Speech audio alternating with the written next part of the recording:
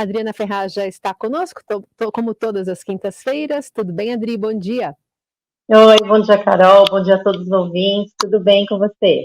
Tudo certo. Hoje, Adri, você traz um convidado aqui para o nosso espaço. Sim, hoje a gente traz o secretário de Desenvolvimento Social do governo Tarcísio, assumiu agora no dia 1º, Gilberto Nascimento Júnior. Como vai? Bom dia, secretário. Bom dia, Adriana. Bom dia, Carolina. Bom dia a todos os ouvintes da Eldorado. Bom dia. Secretário, obrigada por nos atender. A gente tem nessa coluna um espaço para falar sobre São Paulo, sobre a política de São Paulo. Queria ouvir do senhor, então, o senhor que assumiu essa pasta tão importante, né? Quais são os seus principais projetos, tendo em vista que o governador Tarcísio de Freitas, no dia de sua posse, fez um discurso muito claro de que vai trabalhar para reduzir as desigualdades sociais do Estado, né? Para reduzir a pobreza, a fome. Queria saber do senhor, então, que projetos na prática vão atender a essa declaração do governador Tarcísio de Freitas. Ótimo, obrigado pela oportunidade da gente estar aqui para poder falar um pouco dessa visão do governador Tarcísio, que é um governo que quer imprimir um sentimento extremamente humano, pensando nas pessoas, como você mesmo colocou, né, que a meta número 1 dele é tirar as pessoas em situação de rua. Então, todas as políticas públicas, de uma maneira transversal, a gente está fazendo junto com as outras secretarias. Então, assim, combate à fome, ou seja, aumento das unidades do Bom Prato, a própria modelagem do Bom Prato, né? Nós vamos lançar aí no programa dos 100 dias o sistema de Dark Kitchen do Bom Prato, ou seja, mais unidades de Bom Prato móvel, trazendo uma economia para o governo, mas também uma distribuição maior dessas alimentações, dessas refeições, né? A gente tem também a modulação de alguns programas de transferência de renda, inclusive com aumento aí per capita. A gente tem 3 programas, que é o Renda Cidadã, Ação Jovem e o Vale Gás, né? R$100, R$100 e R$110, e a gente já está nesse estudo aí que os 3 vão se tornar um só, até porque na nossa base de dados a maioria dos beneficiários se cruzam, e a gente vai transferir isso para sair dos 310 para os R$350. Aí a gente tem a questão da proteção de crianças e adolescentes, lançando o Plano Estadual de Acolhimento Familiar, também a questão dos idosos, né? A gente está aumentando aí as unidades do programa Vida Longa, a questão dos refugiados, estamos abrindo uma nova casa para refugiados, a gente vê o que está acontecendo aqui, só no aeroporto de Guarulhos, mais 50 afegãos ficam diariamente lá dormindo. Claro que esse número aumenta e diminui, dependendo de como eles vão chegando, dependendo das atuações aí, tanto da assistência de Guarulhos quanto do Estado, a questão de dependentes químicos, o novo modelo de tratamento também dos dependentes químicos. Nós temos o programa Recomeço, que é um programa já bem conhecido, com mais de 1.400 vagas. Claro que ainda é pouco, né? Nós estamos modificando também as portas de entrada para aqueles que querem fazer o seu tratamento de dependência. Até hoje, a entrada é somente pela saúde, mas nós estamos também colocando uma estrutura da assistência social. Isso a gente ainda vai anunciar no dia 23, então eu não posso me adiantar muito, obviamente. E também fazer um programa intersecretarial aí com chamado Abriga São Paulo, com a Defesa Civil, exatamente para a gente poder atuar, infelizmente, em momentos de calamidades. Então, são algumas linhas que a gente está criando aí para poder desempenhar esse trabalho.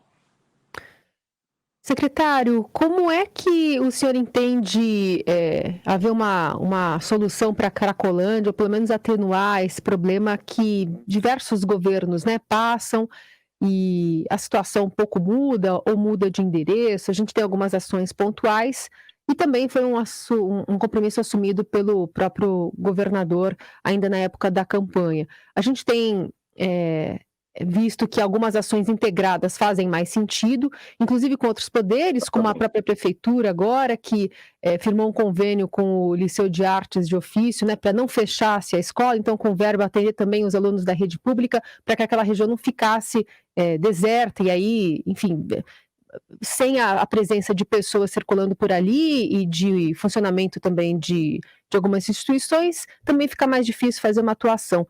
Qual que é a sua prioridade e o que é factível prometer agora? Olha, o factível é que todas as energias nós estamos colocando nesse projeto da Cracolândia. O vice-governador tem se empenhado muito, né, Você viu aí o anúncio do governador dizendo, olha, nós temos um projeto para trabalhar a questão da Cracolândia, e é bom que fique bem claro, Cracolândia não é o início da droga, é o fim, né? É o último estágio daquele que está usando droga. Então, se a gente está sempre combatendo o final, eu acho que a gente não está combatendo a raiz do problema. Então, várias políticas públicas de assistência social, também de saúde, têm que ser feitas, como acolhimento, né, para aqueles que acabaram de chegar em situação de rua, mas também a conscientização daqueles que estão começando a usar drogas. Então, não vai ter jeito, vai ter que fazer uma política 360 graus. Efetivamente, a questão da Cracolândia, eu entendo que é um posicionamento do tráfico de drogas, ter ali um espaço aberto, reconhecido pela população, mostrando o seguinte, aqui você pode vir e pode usar sua droga, pode comprar sua droga. É mais ou menos como um restaurante 24 horas, né? Estou fazendo um paralelo aí, quando a gente está com fome, você vai lá, corre no McDonald's da vida e sabe que ele tem e sabe que você consegue comprar. Então, além da questão da repressão, da questão da inteligência da Polícia Militar, ontem mesmo eu estive com o governador e o secretário Derrite no CICC, a gente estudando várias formas, mas de verdade, agora nesse governo, junto com o governo Ricardo Nunes, e a gente tem uma conversa direta, grande, entre as secretarias, nós queremos fazer tudo de maneira coordenada, não cometer os mesmos erros que a gente viu acontecendo no passado e respeitando todas as decisões. Mas quando a gente vê que não deu certo, a gente tem que aprender com isso. Então não vai ser simplesmente uma ação de repressão, mas a gente vai ter que ter principalmente o acolhimento. Tem muitas pessoas ali que estão num estágio extremamente avançado do crack, né? Não conseguem aí ter mais a consciência de quem são, da sua própria identidade. Então, esse é um tipo de tratamento. Aquele que entra e sai na Cracolândia, um outro tipo de acompanhamento. Então, esses ainda podem ir ao programa Recomeço, porque a gente entende que tem um outro caminho. Aquele primeiro, mais na questão da saúde. E esse tem várias outras formatos, e graças a Deus a gente tem muitos equipamentos da Prefeitura de São Paulo, e a gente está criando também essa rede, incentivando aí prefeitos do interior para que possam receber essas casas, né, essas casas de passagem. Por exemplo, amanhã eu assino o convênio com Guarulhos, Osasco já tem, depois a gente vai para Itaquá, porque na hora que você faz uma ação, obviamente, numa região concentrada, e nós vimos isso acontecendo, mas infelizmente só da maneira repressiva, acaba se espalhando, como você mesmo falou. Então a gente tem aí pequenas cracolândias na cidade de São Paulo, focada mesmo, nós temos ali no centro, na Rua Helvétia, aí naquela região ali. Secretário, o senhor já assumiu esse mesmo cargo anteriormente, durante o governo de Márcio França. O senhor é um vereador aqui de São Paulo, do PSC, certo? Um partido mais conservador, mais à direita. O senhor é evangélico, se não me engano, também é pastor, como seu pai, né? Não é pastor, só o seu Não, pai.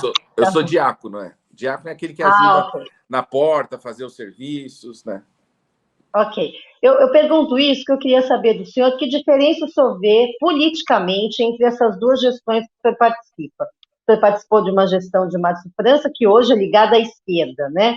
E hoje Uhum. o senhor participa da gestão de Tarcísio, que é ligada à direita, ligada ao bolsonarismo ainda.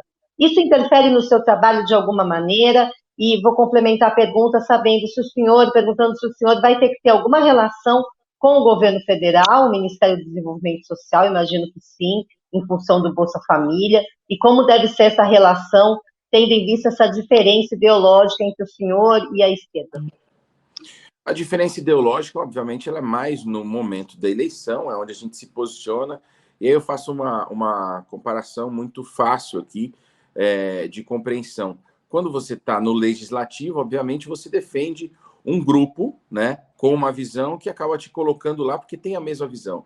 Quando você parte, isso no legislativo, quando você parte para o executivo, você tem que governar para todos. Claro que você tem uma raiz, você tem uma forma de pensar, mas você tem que entender que o governo é para todos. E se a gente diferenciar, se qualquer governo diferenciar 0,5% a mais do que o outro, está sendo um governo injusto. Então, da mesma forma que eu trabalhei já no governo Geraldo, né, e no governo Geraldo era Dilma presidente, fui da Secretaria de Justiça e de Desenvolvimento Metropolitano, tive relações com o governo PT, depois no governo Márcio, com outro presidente, né, no caso Michel Temer, e aí não tinha dificuldade nenhuma de fazer essa interface entre o governo federal e governo estadual. Então, agora, no governo do governador Tarcísio, que já deixou bem claro que o momento político ele passou, né? As ideias, claro, nos aproximam muito mais, né? A nossa visão política é muito mais próxima do que, obviamente, que eu tinha com o Márcio França, mas isso não impede de nós, como Estado, como responsabilidade de cuidar da população do Estado de São Paulo como um todo, que a gente não venha buscar as melhores políticas públicas. Fato é que a gente não quer diferenciação de nada nem de ninguém. Entendi. Secretário, nosso tempo é curto, infelizmente. Eu queria só que o senhor explicasse rapidinho, por favor, essa questão de unir os 3 auxílios novamente. O senhor falou do Vale Gás, do auxílio para o estudante, certo? Qual o terceiro mesmo? E quando vai ser essa união e esse aumento? Tá, nós temos na Secretaria vários programas de transferência de renda.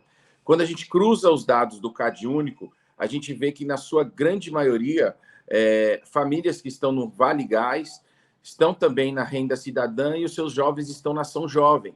Então, em vez da gente ficar mandando 3 valores, aí 100, 100, 110, quando eu consigo unir, eu consigo ter uma vantagem financeira nesse trabalho todo que eu tenho de back-office, e aí eu posso reverter isso na possibilidade de entregar um pouco mais nessa transferência de renda. Então, Renda Cidadã, R$100, Ação Jovem, R$100, Vale Gás, R$110. Agora a gente está juntando os 3 para oferecer R$350, claro, para esses que se cruzam.